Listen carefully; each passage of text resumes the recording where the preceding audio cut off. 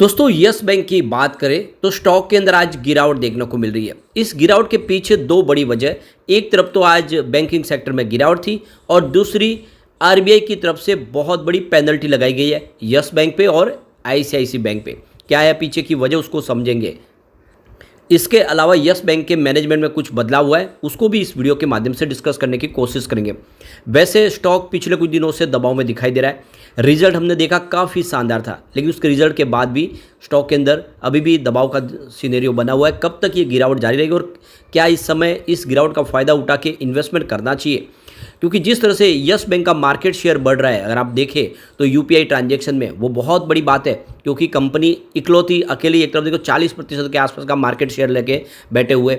और देख सकते हो कि इंडिया की टॉप 5 बैंकों में शामिल है।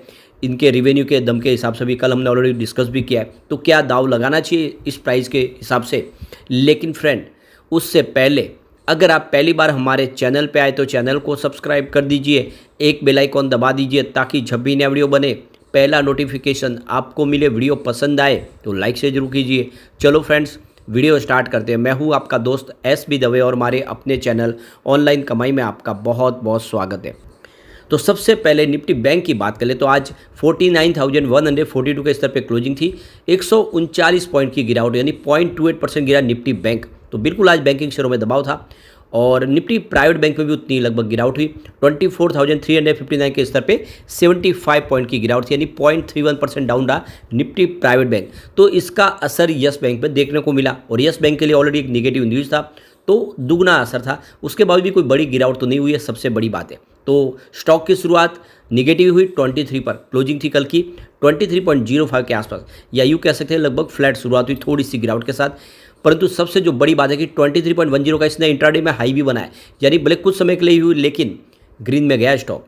लेकिन जैसे कि बाजार में दबाव का माहौल बनने लगा, यह स्टॉक आ गया नीचे 22.65 के आसपास और अंत में जो क्लोजिंग है वो 22.75 के आसपास रही, जहाँ पे 1.30% की गिरावट देखने को मिली।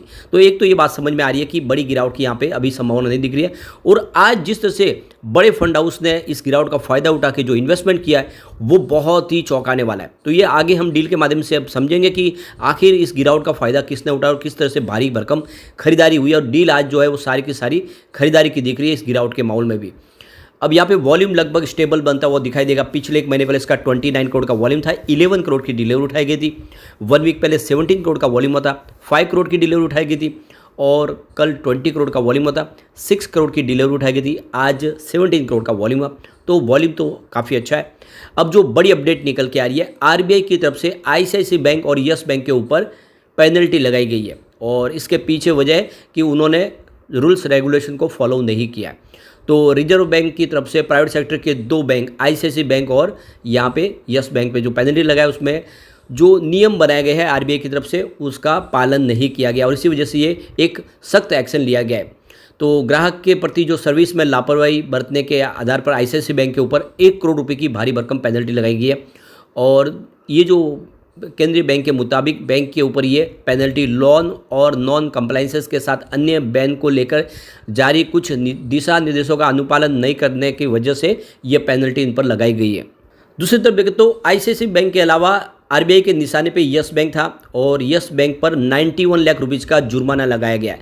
आरबीआई के मुताबिक फाइनेंशियल ईयर 2022 में निरीक्षण में सामने आया था कि यस बैंक की ओर से कई बार तय नियमों का उल्लंघन किया गया है, यानी जो नियम बनाए गए हैं उसको पूरी तरह से फॉलो नहीं किया गया यस बैंक की तरफ से।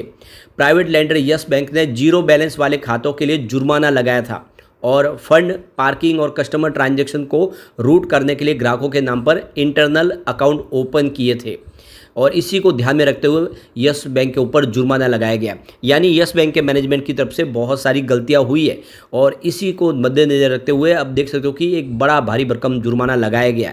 तो इससे एक बात तो समझ में आ रही है कि आरबीआई ने यस बैंक को भी छूट नहीं दी हुई है। काफ़ी लोग लगते हैं आरबीआई इस समय यस बैंक को लेकर थोड़ा सॉफ्ट है, ऐसा बिल्कुल नहीं है। आरबीआई हर बैंक के साथ में वैसे ही सख्त रवैया अपना रहे, जो आने वाले समय जिस तरह से देखें तो कोटक के ऊपर भी बड़ा एक एक्शन लिया गया था और उसके नए अकाउंट खोलने में रोक लगा दी थी ऑनलाइन अकाउंट के ऊपर, क्योंकि आरबीआई अब बहुत सख्ती से काम कर रही है, किसी प्रकार का ग्राहकों के साथ कोई धोखाधड़ी न हो और इसीलिए अब ये एक बड़ा जुर्माना दोनों बड़ी बैंकों के ऊपर लगाया गया। और आप समझ सकते हो कि एक तरह से आरबीआई और चाहे सेबी हो, इस समय फाइनेंशियल सेक्टर में किसी भी प्रकार की कोई भी एक छोटी से छोटी गलती को तैयार नहीं है, और ये बहुत अच्छी बात है। तो अगर कोई भी नियमों का उल्लंघन करेंगे तो उसके ऊपर फाइन लगना ही चाहिए। तो आरबीआई की तरफ से कहा गया है कि इन दोनों बैंकों पर जुर्माने की कार्रवाई करते हुए ये कहा है कि यस बैंक और आईसीआईसीआई बैंक कस्टमर सर्विसेज और आंतरिक और ऑफिस अकाउंट से जुड़े नियमों का उल्लंघन कर रहे थे। रिजर्व बैंक ऑफ इंडिया की तरफ से कहा गया है कि जांच में पाया गया कि ग्राहक के खातों में पर्याप्त राशि नहीं होने के बावजूद बैंक ने चार्ज वसूल किया। इसके अलावा भी कई और खामियां नजर आई है। तो एक तो पैसे नहीं है, उसके बावजूद भी उनके अकाउंट से पैसे वसूल करने का मतलब है कि जीरो में भी अकाउंट चले गए, उसके बाद में उसको माइनस में भी लेके गए। और ये बिल्कुल अब आरबीआई के नियमों के तहत नहीं चलने वाला, किसी का अकाउंट माइनस में नहीं जा सकता। ये अभी एक बिल्कुल गाइडलाइन है आरबीआई की। अब एक बड़ी अपडेट और निकल के आ रही है, यस बैंक के मैनेजमेंट में कुछ बदलाव हुआ है। तो यहाँ पे इसकी एक्सचेंज को जानकारी दी गई यस बैंक की तरफ से। तो देख सकते हो कि मिस्टर कार्तिकेयन जे चीफ डाटा और एनालिस्टिक ऑफिसर थे, ये इनकी पोस्ट से इनको भी हटाया गया है। तो देख लो कि ये चेंज किया, उनकी पोस्ट में बदलाव हुआ है क्योंकि उनकी जो पोस्ट है वो बदली गई है। तो इस वजह से आप देखें तो अभी फ़िलहाल वो चीफ डाटा और एनालिस्ट ऑफिसर के तौर पर नहीं रहेंगे, और ये 28 तारीख यानी आज से ही लागू हो चुका है। तो उनका बदलाव हुआ है और इस पोस्ट पर अब वो नहीं रहेंगे क्योंकि उनकी जो ड्यूटी है वो बदली गई है। तो कुल मिला के यहाँ पे मैनेजमेंट में बदलाव हुआ है, इसकी जानकारी एक्सचेंज को दे दी गई है। अब चलते हैं कुछ बड़ी डील की तरफ, जिससे आपको क्लियरली समझ में आएगा कि किस तरह से यहाँ पे गिरावट का फायदा उठा के बड़े फंड हाउस जम के खरीदारी शुरू कर चुके हैं यस बैंक में। तो सुबह 9:57 पर 22.85 की प्राइस से 20,69,000 शेयरों की एक शानदार खरीदारी हुई। फिर 10:10 पर 22.75 की प्राइस से 35,85,000 शेयरों की एक बिकवाली हुई। उसके बाद 10:19 पर 22.85 की प्राइस से 22,90,000 शेयरों की एक खरीदारी और हुई।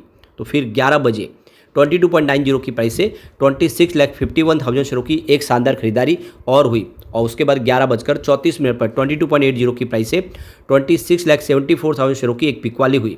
तो फिर 12:52 पर 22.70 की प्राइस से 29,11,000 शेयरों की एक बड़ी खरीदारी और हुई। तो उसके बाद 3:10 पर 22.90 की प्राइस से 86,72,000 शेयरों की एक बम्पर खरीदारी हुई, यानी बाजार क्लोज होने के समय किसी ने ज़बरदस्त बड़े फंड हाउस ने खरीदारी की है। तो जिस तरह से गिरावट का फायदा उठा के ये बड़े फंड हाउस खरीदारी शुरू कर चुके, ये इशारा है कि बहुत जल्द यहाँ पे शानदार तेजी आ सकती है। आज गिरावट के माहौल में भी जो बिकवाली की डील सिर्फ 2 है, बाकी सारी की सारी खरीदारी की डील है, जो इशारा करिए कि बहुत जल्द शानदार तेजी की संभावना बन सकती है यस बैंक में। इस गिरावट का आपको भी फायदा उठाना चाहिए क्योंकि कम्युनिटी सेंटीमेंट भी यही कह रहा है। यहाँ पे देखो कि 100% बाय की कॉल निकल के आ रही है और 0% सेल की कॉल है, 0% होल्ड की कॉल है, यानी 100 में से 100 लोग इसको लेना पसंद करें तो दाव लगाया जा सकता है इस लेवल पे। लेकिन फ्रेंड, कोई भी इन्वेस्टमेंट करने से पहले अपने फाइनेंशियल एडवाइजर से बड़े ले या अपना खुद का रिसर्च करें, क्योंकि मैंने वीडियो आपके एजुकेशनल पर्पज के लिए ही बनाया। वीडियो पसंद आए तो लाइक से जरूर कीजिए और चैनल को सब्सक्राइब कर दीजिए। Thank you friends.